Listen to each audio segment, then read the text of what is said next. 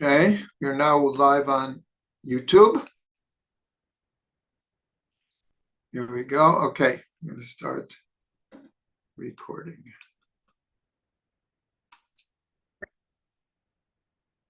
Welcome everyone to Fundamentals of Kabbalah and Chassidut. We are continuing our series on the life and teachings of the Ba'al Shem Tov. This is our third class. The first two classes, which everyone has access to the links through our website and WhatsApp and our YouTube channel. We discussed the life of the Ba'al Shem Tov. We went through major events in his life, tried to understand how he came to be the great leader and initiator of the Hasidic movement. And tonight we are, let's say, switching gears, and we're going to the teachings of the Ba'al Shem Tov. But tonight, and if we don't finish, we will continue next week, we are going to really more look at the major thrust of the Hasidic movement based on the teachings of the Ba'al Shem Tov. In other words, we're not doing specific teachings, but more we'll call it the philosophy, the worldview, that which the Ba'al Shem Tov taught to his students in order that they would then spread it far and wide.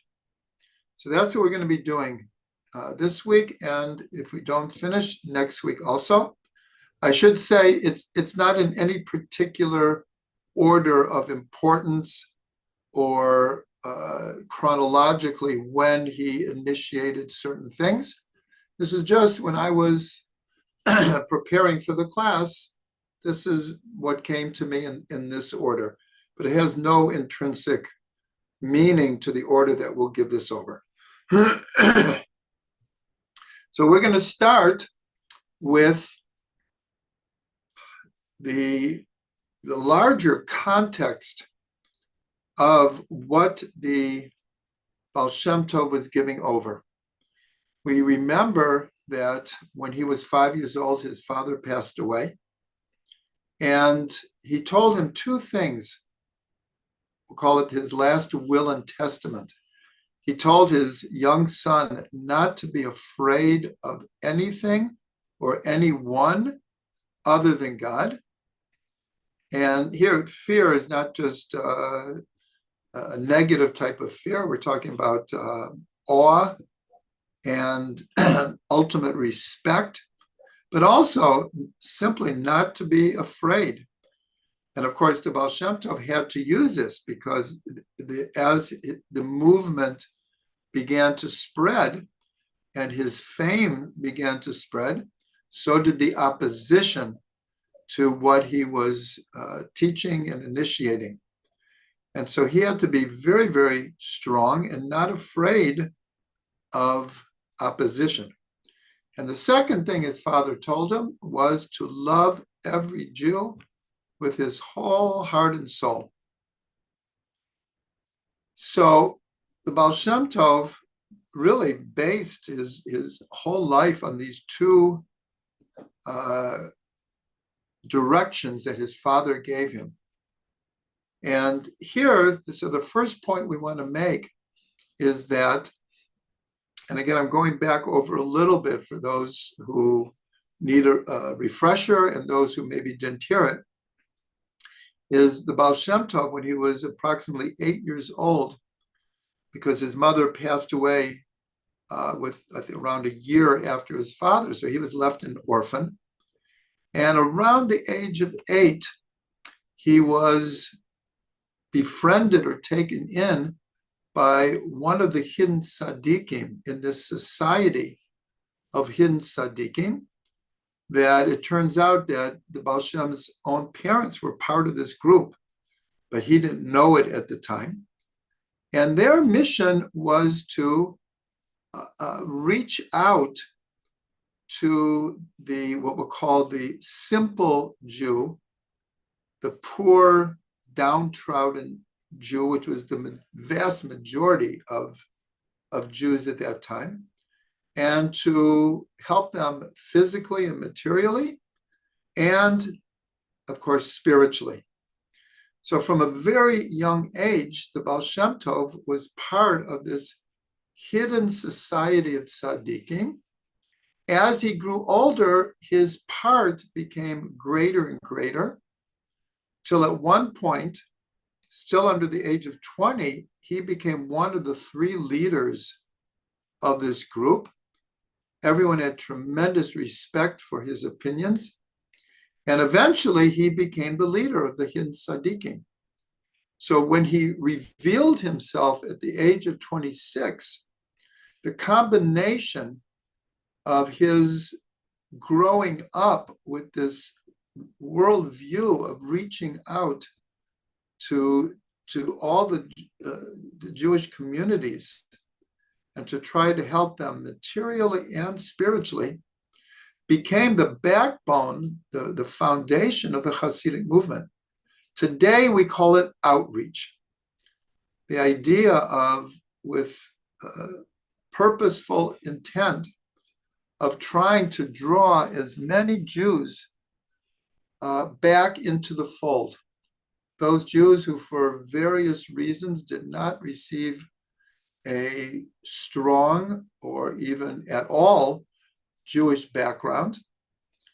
And so for the last 30, 40 years, there has been what's called outreach, where different organizations, different individuals, different synagogues, different rabbis make a point, and many people base their whole life on reaching out and drawing as many Jews back to a connection with the Torah, with the Jewish people, the land of Israel, and of course, God.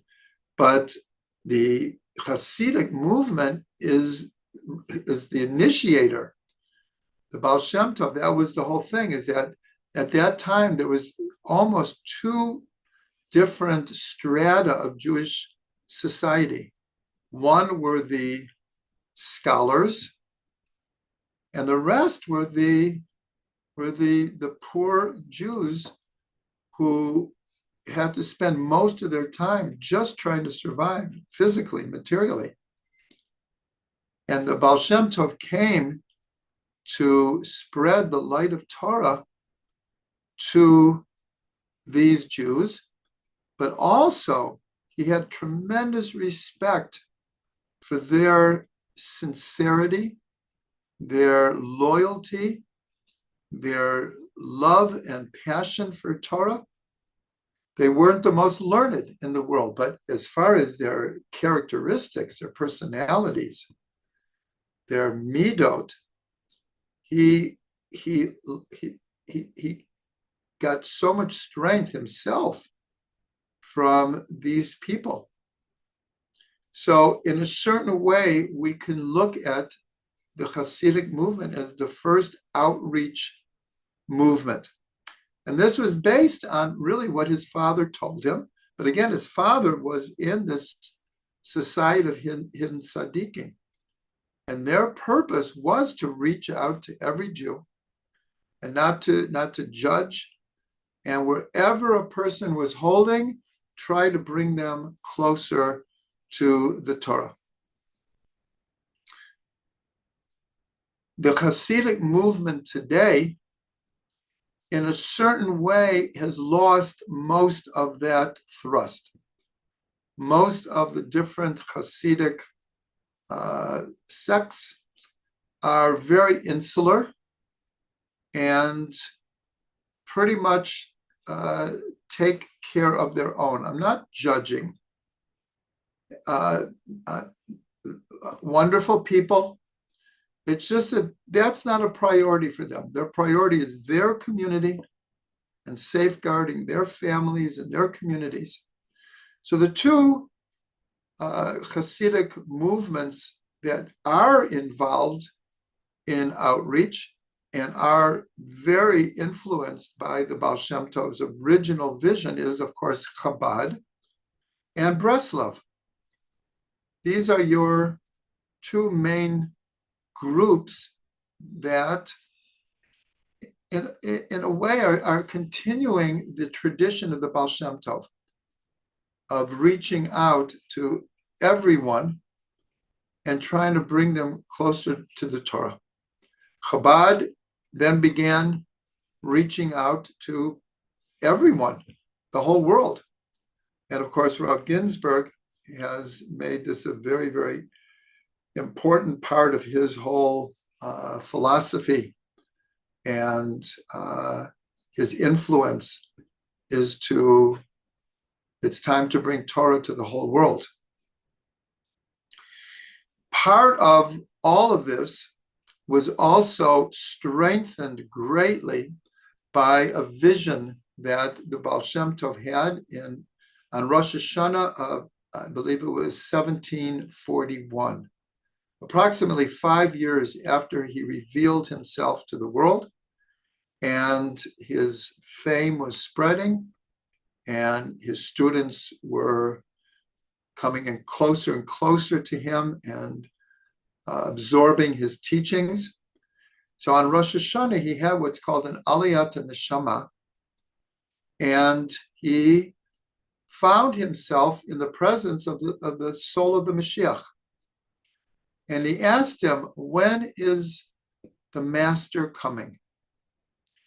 And he used the same words that 2,000 years before, one of the greatest sages, Rabbi Yeshua ben Levi, who also had an elevation of soul and was privileged to be in the presence of the Mashiach. And he asked the same question, when is the master coming? In that story, Mashiach said, Hayom, today.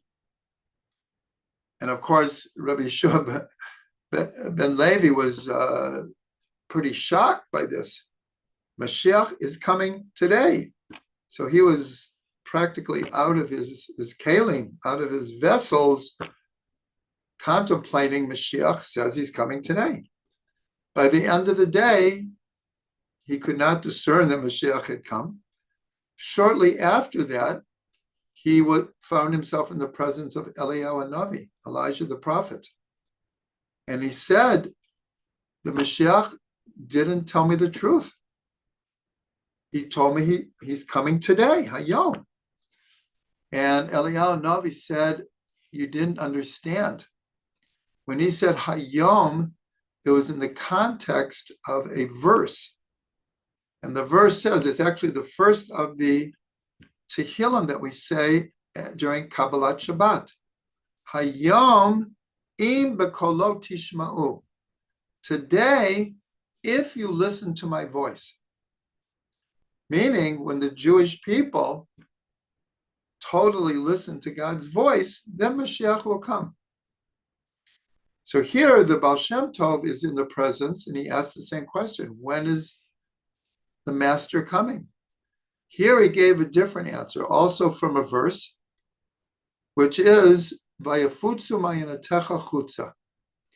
When the well springs of your teachings reach the farthest reaches. That's what the Ba'al Shem Tov said. In other words, in a sense, he put it back on the Ba'al Shem Tov and gave him the incentive, the impetus that to bring Mashiach means to spread the types of teachings that the Ba'al Shem Tov was teaching. And so even though before I said that the order which I'm giving over, the different basic foundational ideas that the Ba'al Shem Tov was trying to spread, this really is, in a sense, the most general of them. Because the whole thrust of the Hasidic movement from even before the Ba'al Shem revealed himself, from the time he was a hidden tzaddik, it was all this purposeful intent to bring the Torah, the light of God, the inner dimensions of the Torah, to the entire Jewish people, no matter where they were holding in the present.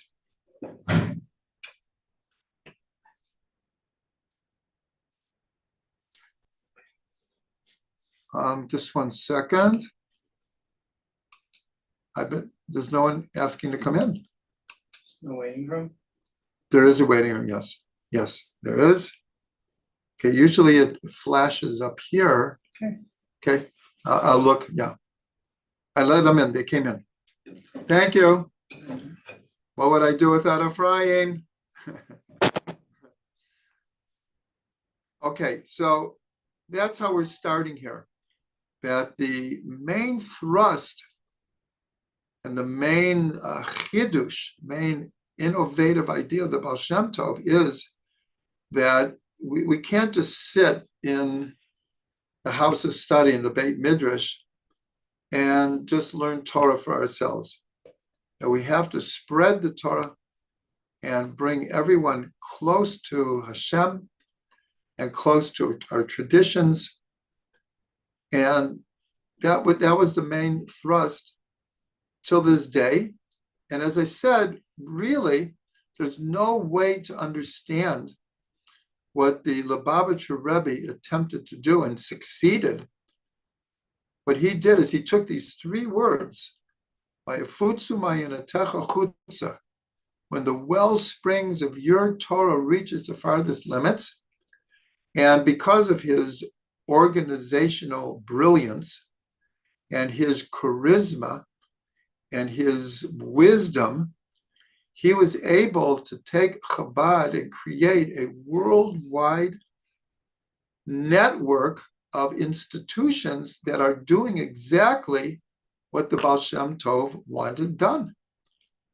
Really, that's the basis of understanding the Chabad movement, is they just took the initial teachings of the Ba'al Shem Tov, which was to reach out to hear really the whole world and bring Torah and love of God and love of Israel to the whole world. The next idea I want to introduce is also based on a verse, and it's a teaching from the Ba'al Shem Tov, which also became a foundational idea.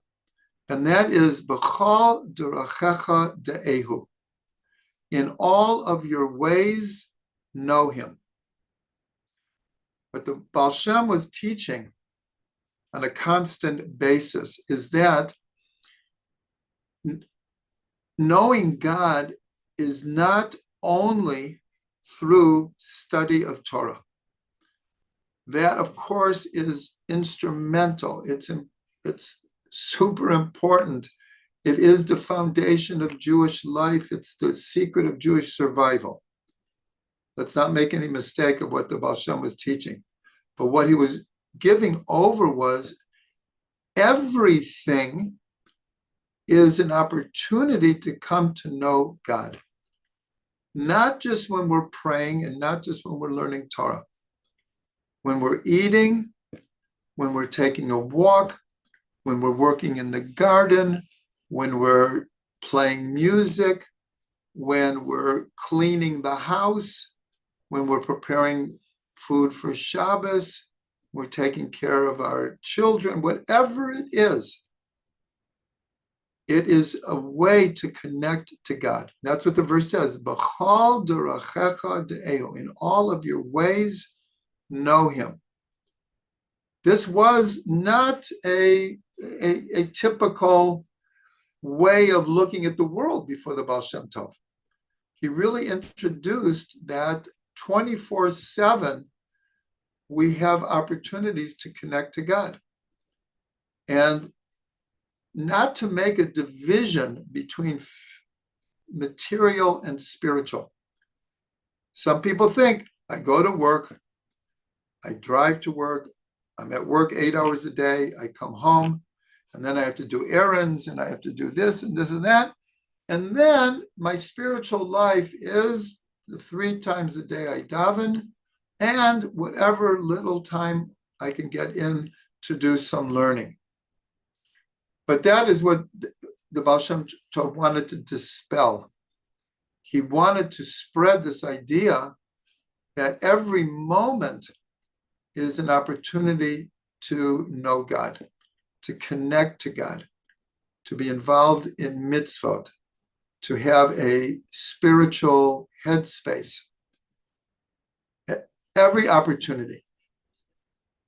Many of these ideas we are going to return to and learn them in more depth, and hopefully the very sources from which the Ba'al Shem Tov said these things. Here we already said he drew this from these 3 words of the verse, B'chal derechecha de'ehu. Excuse me, l'chaim, l'chaim.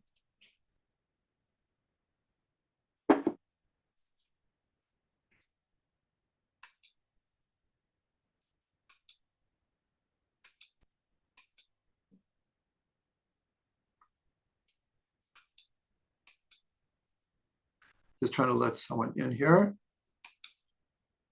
but they're not here. Okay.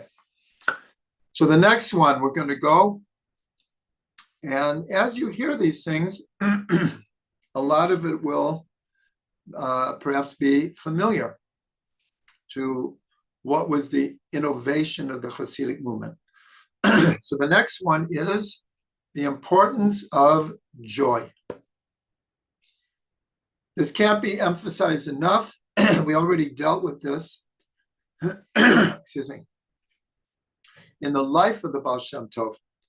When the Ba'al Shem Tov was born, it was very shortly after 2 major events in Jewish history. One were the traumatic and horrific slaughter of hundreds of thousands of Jews in the Ukraine over a period of like 10 years.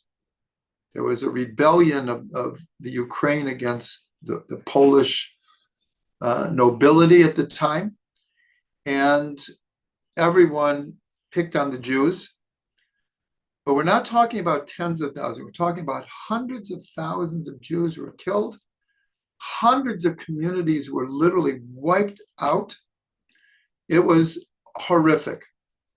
So we know the after effects of the Holocaust were 75 years, 78, almost exactly 78, 79 years after the Holocaust, and it still casts a huge shadow, especially after October 7th, a huge shadow.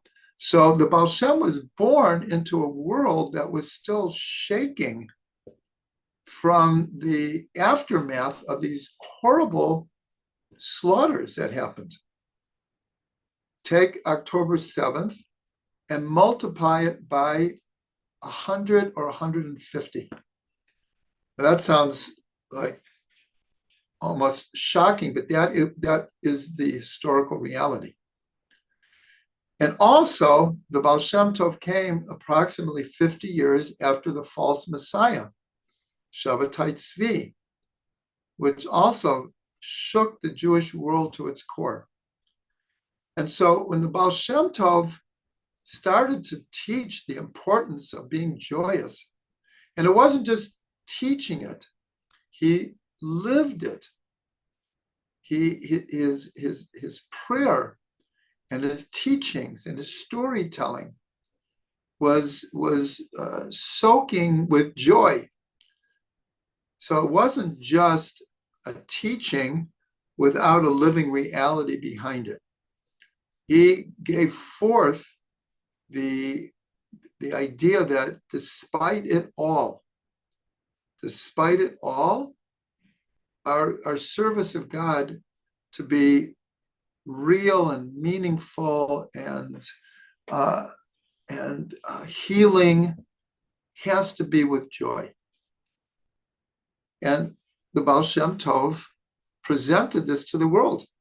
He went from place to place and he expounded it, but he he gave the living example for what this meant. A lot of it was definitely incorporated. We're gonna, I guess we'll get to that next, into the Ba'al Shem Tov's way of praying. That in great measure, I'm not talking about individuals, but in great measure, prayer was considered an obligation, an important obligation, as it is to this day. And that's why if asked, if someone doesn't really feel like praying, is it better for them to pray anyways, even though it's not with their whole heart and soul? Or is it better to skip it and wait till the Spirit moves the person? And so from a traditional Orthodox point of view, it's, even if we're not feeling it, the act of prayer, the obligation of prayer is very, very, very important. And we do it. We fulfill our obligation. But what the Ba'al Shem wanted to teach is that is very important. Absolutely. We have an obligation to pray. But at the same time, what he taught was that prayer can and should be a spiritual experience. It's not just an obligation. It can be turned into a deep, meaningful, joyful, mystical, ecstatic experience. And that's what the Ba'al Shem taught. And again, he lived it. It wasn't just a teaching, it was he lived it. And this, in fact, this is one of the somewhat part of the objections, and the feedback is people just weren't used to this, and they were afraid that, well, this is really, going away from Torah study as being the most important thing. The Ba'al Shem Tov was a great Talmid Chacham. He was a great Torah scholar, but he wanted to expand, just like B'chol Dorachecha De'eu, in all of your ways know him. So he wanted that to apply to prayer as well. That prayer wasn't just something that we do because we're supposed to do, and it's good for the community, it's good for God, it's good for me on some level, but most of the time I don't really feel it, but I do it because that's what a good traditional Jew is supposed to do. The Ba'al Shem wanted to change that paradigm completely and turn prayer into a very ecstatic experience. In the beginning of the Hasidic movement, this was a very, very big part of it because people were in a certain way hungry for it. And I have to add that in the last 30 years, the idea of what's called Carlebach davening, of course, is spread all over the world. And it has because it answers a need. People want and need prayer to be a joyous experience. And so in the beginning of the Hasidic movement also, it spread because there was a great need for this kind of spiritual experience. How many young Jews walk away from Torah and Yiddishkeit because their experience in synagogue was dry, uninspiring, boring, and they couldn't find any relevance, and they couldn't find any spark of spirituality there. This, unfortunately, for the last 2 generations, was a huge turnoff, enormous turnoff. The Ba'al Shem not only wanted to change it, but in great measure he did. And of course, he did that by reintroducing music and song and dance into the prayer experience. And to this day, in the Hasidic movement, song is so important. Not only in prayer, as we'll get to, in community.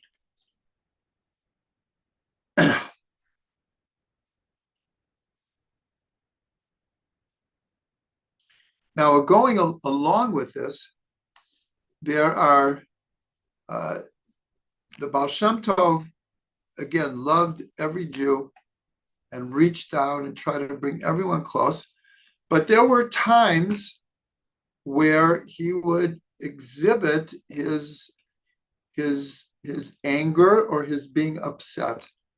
And one of those kind of circumstances was when, in those days, different, they were called magidim, like preachers, who would go from city to city, village to village, and they would speak. They were good orators, they were good speakers, they were Torah scholars, and they would teach Torah, but publicly. But many of them preached fire and brimstone. And they would elicit fear in the people of not doing enough, not being holy enough, not doing the mitzvot in the most perfect way. And we're using the term, the simple Jews who were so loyal and dedicated, they took this to heart. When someone would come to town and almost threaten that if they, don't do this, that, and the other thing, all hell is going to break loose. The Ba'al Shem Tov was adamantly against this kind of public teaching. He felt the simple Jews were so honest, were so sincere, were so dedicated, were Torah observant Jews. And he was very against these kind of preachers preaching fire and brimstone. And there are a number of stories where he stood up and challenged them publicly and really put a stop to it. And of course, he taught all of his students, this is not the way to draw people closer to God and the Torah. It has to be through love and compassion and talking in the language that people can understand and encouragement, and by teaching them the Torah, not threatening them that they don't know enough Torah. So that goes along with the whole idea of his teachings about joy. And as we said about prayer, that here we've mentioned communal prayer. And that's why, to this day, in many Hasidic circles, prayer takes much longer than prayer in non-Hasidic places. This is not, an absolute, but in many places, because of the singing and taking longer to have kavana, that in many cases Hasidic shuls, minyanim, will go longer. And as we said, the importance of reintroducing song into prayer. And I use the word reintroduce because this really wasn't the Ba'al Shem Tov's chiddush, his innovative idea. This goes all the way back to the temple, that there was singing in the temple from the Levites every single day. And in fact, for those visiting the temple, this is one of the primary experiences, is to be in the temple and hear the heavenly music and singing of the Levites. We all know the power of music to inspire and to uplift us. So going all the ways back,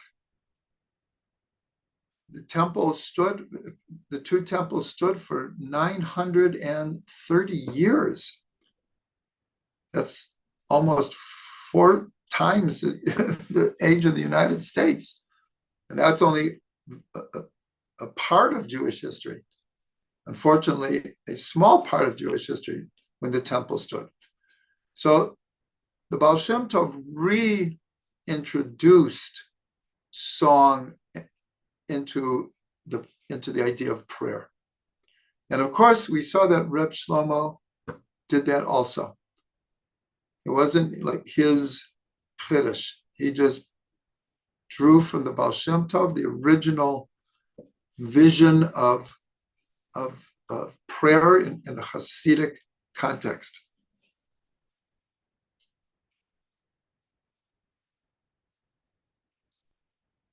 Now, along with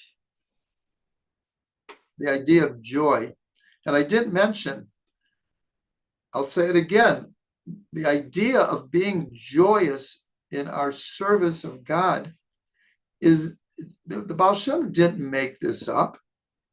This is in one of the Psalms. Ivdu et Hashem b'simcha. We say it every single day. No, we don't say it on Shabbat and Erev Pesach, but virtually every single day we say Mizmor Shir, Mizmor L'Toda, Haril L'Hashem Kol Ha'oretz, Ivdu et Hashem b'simcha. Serve God with joy. Bo lefanav birnana. Come before him with rejoicing. This goes back to David HaMelech. And of course, David HaMelech composed 150 Psalms. And though in most cases we say the Psalms, they were written and composed as music, all of them. They were all musical. And in fact, at the beginning of many of the Psalms, it says this is a psalm for this particular instrument. The Ba'al Shem just took these ideas that had kind of fallen into a slumber, had fallen by the wayside for historical reasons and many other reasons, and he just renewed them, just brought them back to life. It's a very, very important point about almost everything that we're saying. We could even go back to the first one with outreach. Well, that goes back to Avram Avinu. He was the original outreach professional. That's what he dedicated his whole life to. And Sarah Imenu, they dedicated their life to spread the knowledge and experience of one God. The Ba'al Shem Tov's idea of outreach, again, wasn't his. These are all ideas rooted in Judaism. And he took these elements but put them together in a way that there really was something new happening. The Hasidic movement was, in its time, radically new, revolutionary new. And of course, it scared people. Many people at first didn't understand what is going on here. They didn't understand.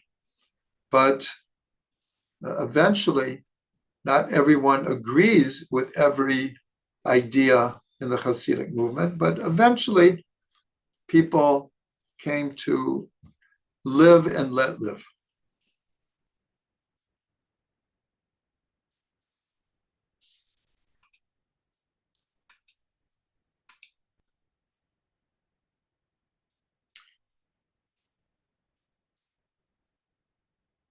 So we already alluded to this, the idea of something radically new.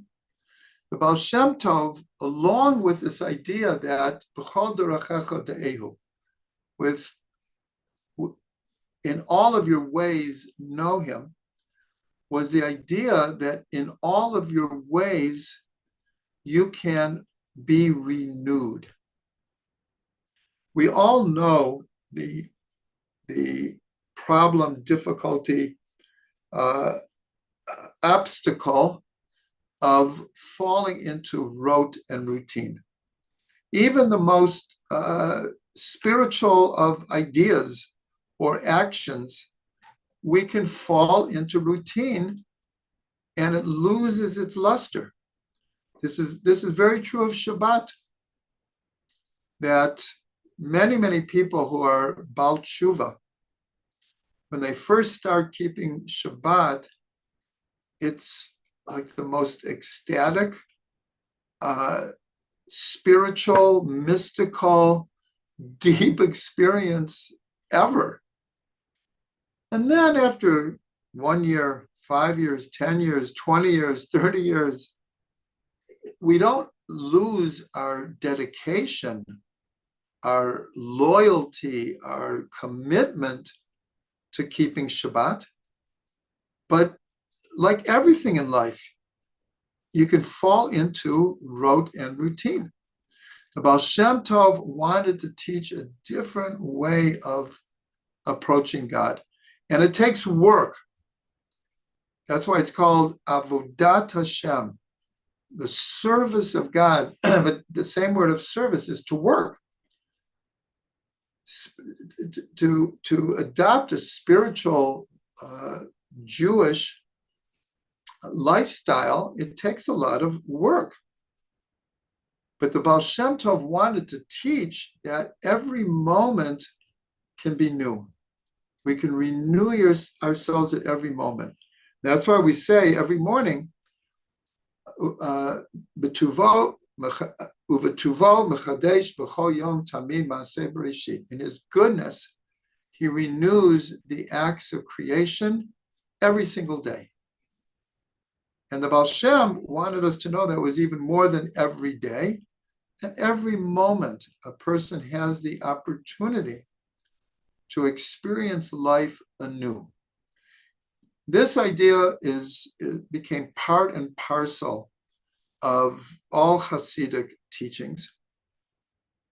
And it's such an important idea. And as I said, it takes work. We have to really work at renewing ourselves. We have to work very hard at being joyous. Many of you who are watching live or will watch this also were part of our series of creating a life of joy. We had, I don't know, maybe 10 classes on the work involved and the different attitudes to adopt and the different ways that we can introduce joy into our lives. It's the same thing with the concept of renewal. So all of these ideas at a certain point start to blend together. The idea of joy and renewal and prayer and have in all your ways know him. We could start to see that there is a synthesis of ideas here. The Ba'al Shem was very intentful in the messages that he was giving over. It wasn't like there's an idea here and there's an idea here, and you can't really see the connections. All of these ideas work together to create a worldview, an attitude towards life. So along with this idea of newness, I want to explain an idea from Rav Ginsburg, who explains that the Kabbalistic tradition has gone through, historically, 3 different stages. The first stage, he explains, is the mystical tradition up to the Arizal, through the Ramak, Rabbi Moshe Cordovero. And the word he uses is hishtalshalut, that the teachings of Kabbalah, hishtalshalut means, we'll call it cause and effect, chain reaction. It's like a sharsheret. It's like rings of a chain, that one leads into the other. In other words, the teachings of Kabbalah in a certain way were very logical. They followed it might be a mystical logic, but it follows a logic. One sphera leads into the next sphera, and one letter leads to the next letter, and one level of soul leads to the next one, and one Kabbalistic world leads to the next one. Everything had an order, had a ladder effect. And that's what's called hishtalshalut. The Arizal, of course, built on this, but he introduced a whole new concept called hitlabshut, enclothement. And this idea is that they're not 10 separate sphirot. I'm just using this as an example. That each of the sphirot has all 10 sphirot enclosed within them. And of course, this is exactly what we're doing during Sphira to Omer. Today happens to be Malchut Sheba Netzach.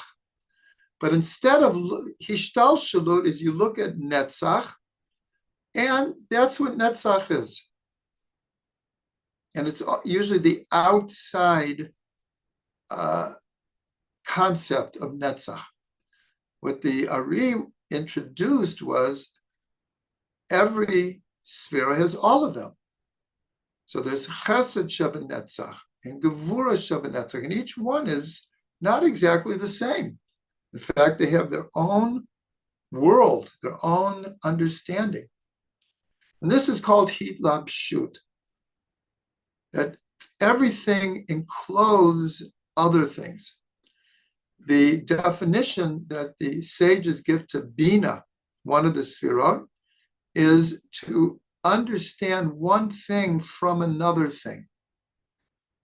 That we make mental leaps by making connections deeper than the superficial, static, outside level. We understand one thing from another. So that's called hitlabshut. And this ran through all of the Ari's teachings. In other words, teachings that were relatively one-dimensional, all of a sudden started to have many dimensions to them. And then, according to Rav Ginsburg, the third development of Kabbalah begins with the Ba'al Shem Tov, with the word hashra'ah. That's the word I wanted to get to. Hashra'ah means presence, like God's divine presence. And it means also immediate experience. Hashra'ah, the dwelling of an energy. And that's what the Ba'al Shem Tov very much introduced, is how to take all of the teachings of the Torah, all of the teachings of the inner dimensions of the Torah, and how to make them come alive, how to make them an experience that could actually be integrated into one's life and to change oneself. In other words, not to just learn about God and pray to God, but to experience directly God's presence when learning, when praying. And as we said, b'chol derachecha de'eu, when you're eating, is an opportunity to have a direct experience of godliness. This was a tremendous, innovative idea that the Ba'al Shem Tov was trying to give over to his students, and through his students to influence and inspire his generation and all subsequent generations.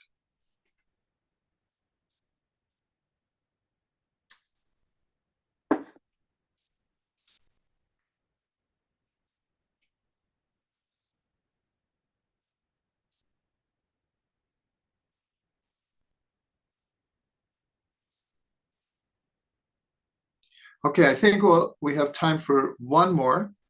And we got through a good amount of, again, we're calling it the general thrust of the Ba'al Shem Tov's teachings.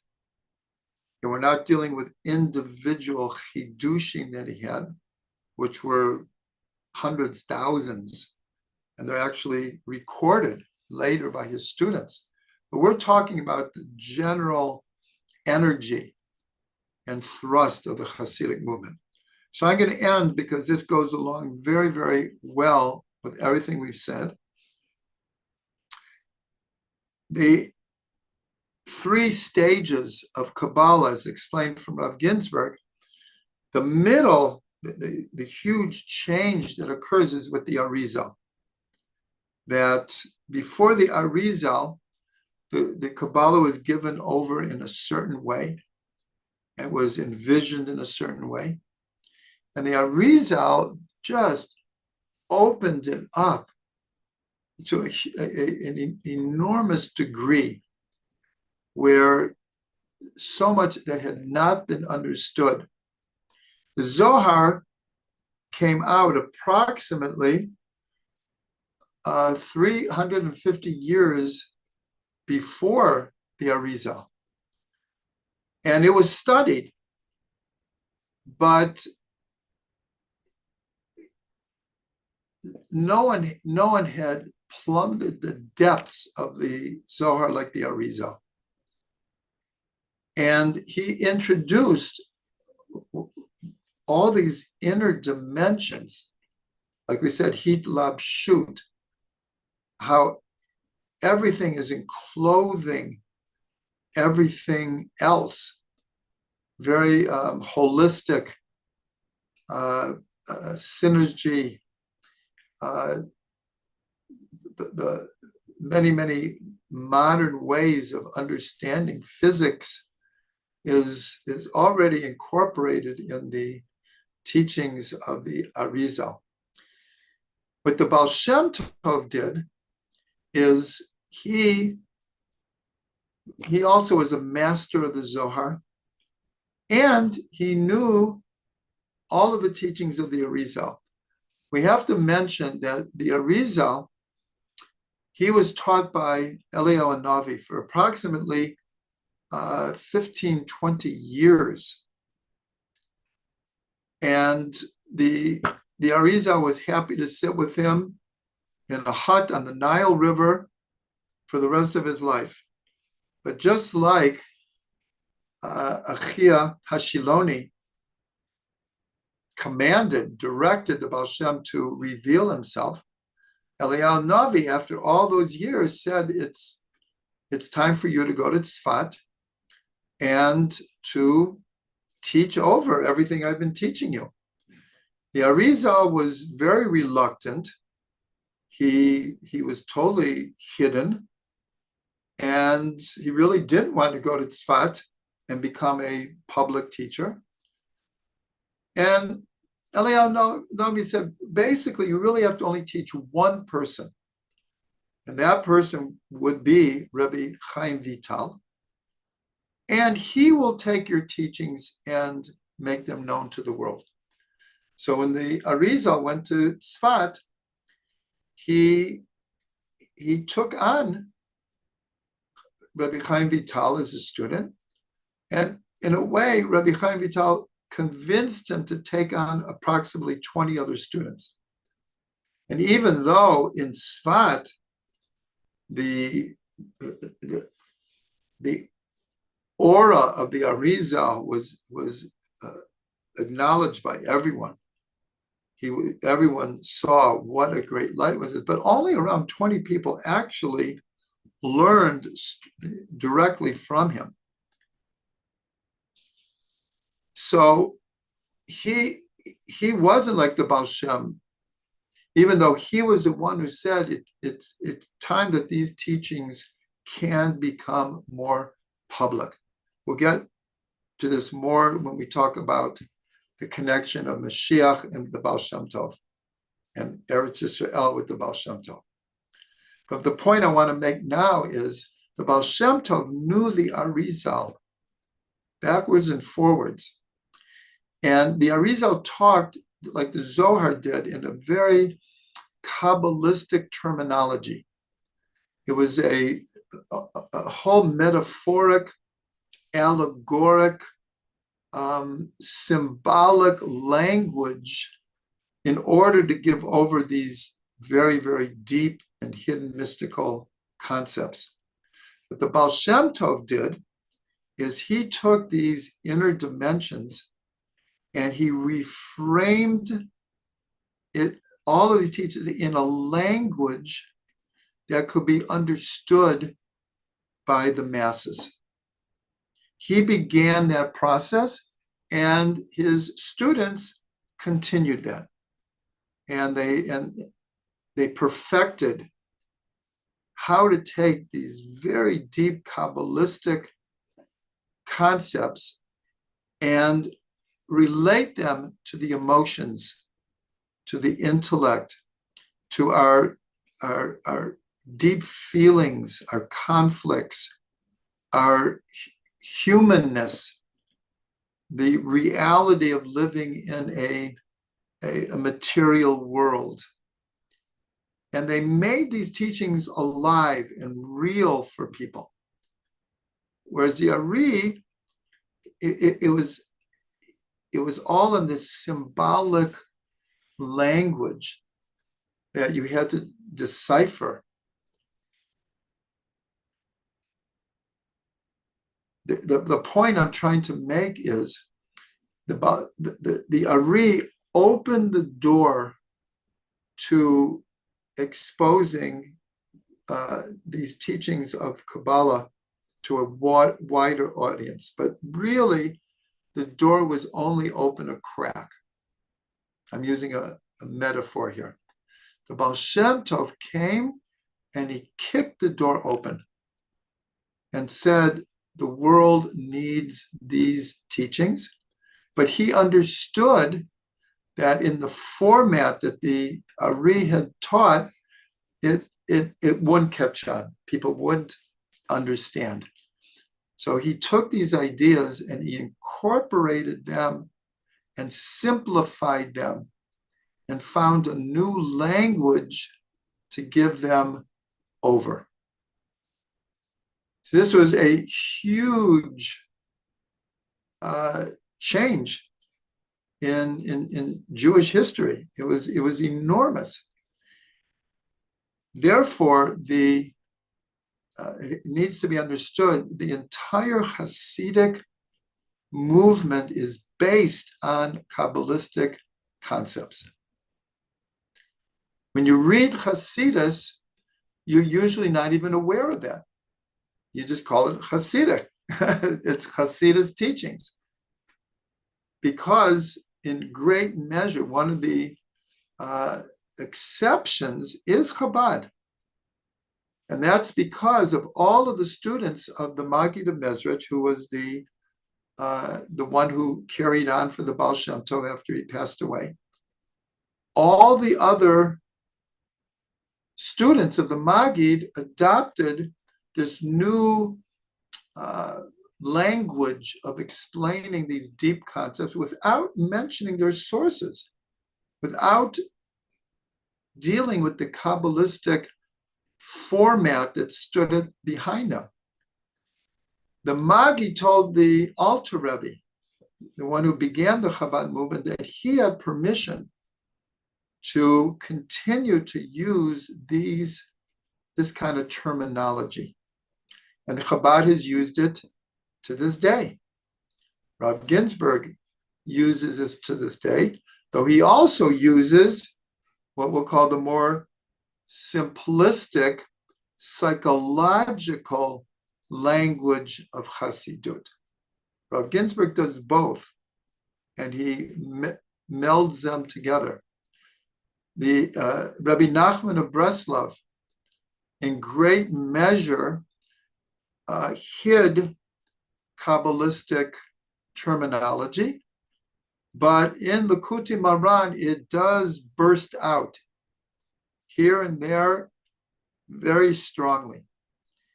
Also, one of the most popular Hasidus today is Netivot Shalom from the Slonim Rebbe. It's learned by everyone. And in 99% of the time, he adopted very simple language. The Slonim Rebbe is Hebrew, and the way he explains things is very methodical. He was a master educator. And he kept it simple. But even in the Slonim Rebbe, every once in a while, it bursts out because he quotes the Zohar. And then sometimes he'll use the Kabbalistic terminology of the Zohar and the Arizal to make a point. The point I'm trying to make, and with this we'll end this class, is the Hasidic movement is founded on, imbued with, inspired by, and dripping with Kabbalah. It's just that unless you have the bigger picture, we're not really aware of it. We learn Hasidus, and it sounds very psychological, very, very human, very hands-on, very applicable, and yet it's all based on these deep, deep concepts. And the Ba'al Shem Tov is the one who paved the way of how to do that, how to take these deep concepts and to integrate them into a language in an educational format that could be meaningful to people and could bring them to what's called hashra'ah, direct experience of God.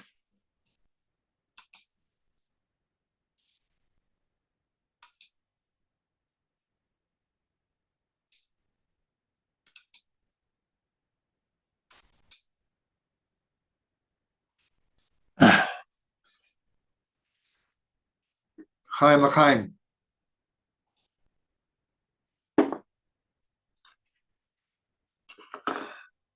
Okay, let's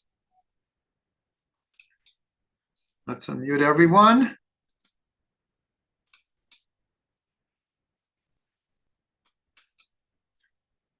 And ask you a question? Yeah, let me just start recording first. Okay, I just want everyone to know that we have about 25 minutes. That's what we have tonight. Okay, who is speaking? Wendy. Wendy, yes, what would you like to say? In the historical overview that you gave, and you spoke about the Arizal plumbing the depths, where's the Shimon Bar Yochai in that story? Well, according to tradition, Shimon Bar Yochai is the composer of the Zohar, or at least we could say is the one who transmitted the mystical tradition. He was like the key link, and it carried on until the Zohar was written down. So this Saturday night is Lag BaOmer, where we celebrate and I'll use the word celebrate because Rabbi Shimon Bar Yochai told his students that they should celebrate on the day that he passed away. That's the Lag BaOmer, is the day that he passed away. So Rabbi Shimon Bar Yochai comes approximately 1,500 years before the Arizal and 1,700 years, almost 1,800 years before the Ba'al Shem Tov. So he, of course, is the main figure of the Zohar. Does that answer your question? You wouldn't say that he plummeted the depths then? Well, I wouldn't say that because he created it. Yeah, right. So, right. yeah, you could use those terms. He plummeted the depths of the mystical tradition up to that point, and he innovated and brought down and revealed many secrets that had never been revealed before. And all of that became part of what's called the Zoharic literature. There's much debate as to how and when and in what form the Zohar came into being.